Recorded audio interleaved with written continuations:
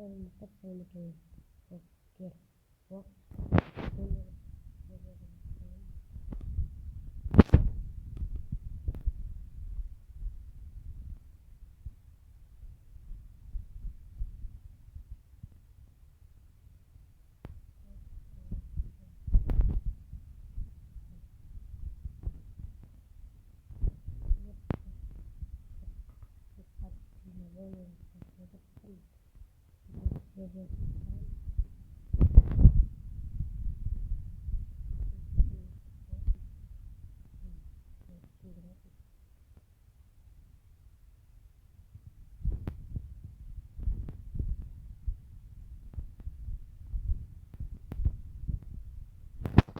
First music.